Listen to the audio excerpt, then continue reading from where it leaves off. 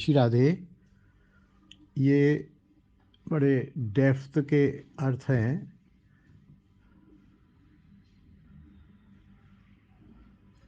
जिसमें पहली जो आपने लिखा है, भक्ति से प्रारब्ध नाश हो जाता है चांडाल का, लेकिन यज्ञ की योग्यता प्राप्त नहीं होती।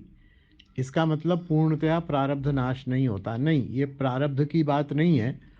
एक जैसे चांडाल है, वो भजन में लग गया, जैसे रविदास जी थे, रैदास जी थे, या और सदना कसाई थे, या दूसरे थे, भजन में लग गए, तो इनके पाप तो नष्ट हो गए।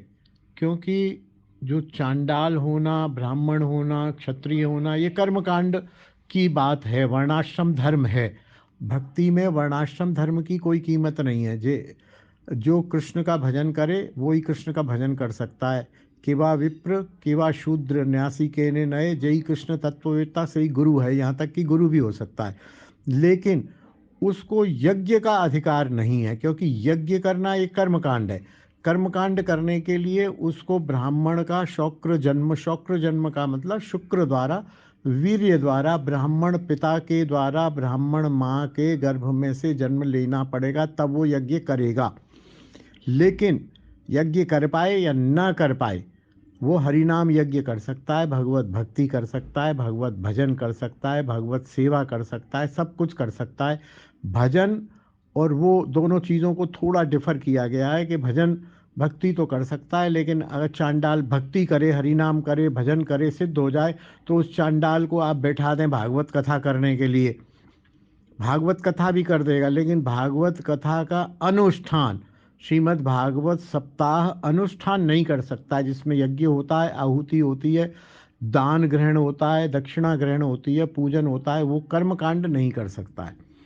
दूसरा जो आपने लिखा है, सावित्र जन्म, सावित्र माने यज्ञोपवीत, जनेऊ, जनेऊ जन्म, जनेऊ नहीं होता है चांडाल का, चाहे वो हरिभक्त क्यों ना हो, यज्ञोपवीत नहीं होगा, यज्ञोपवीत नहीं होगा।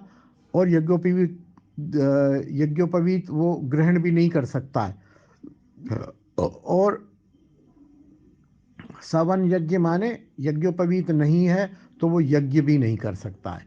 यज्ञ आदि कर्मकांड है। देखिए, ब्राह्मण, क्षत्रिय, वैश्य, शूद्र कर्मकांड और वर्णाश्रम धर्म से इनके कार्य हैं।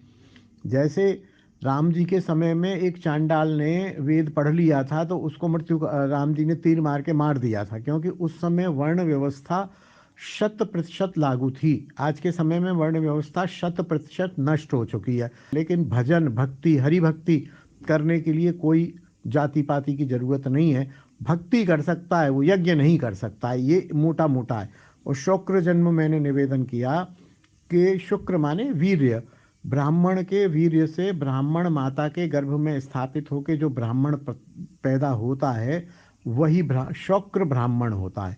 शुक्र ब्राह्मण और कर्मणा ब्राह्मण, लेकिन वो ब्राह्मण तो ना हो, लेकिन उसके कर्म ब्राह्मण जैसे हों, तो सदाचार हो सकता है, प्रतिष्ठा हो सकती है, हरिभक्ति प्रदान कर सकता है, लेकिन यज्ञ करने की, दक्षिणा लेने की उसको अधिकार नहीं मिलेगा।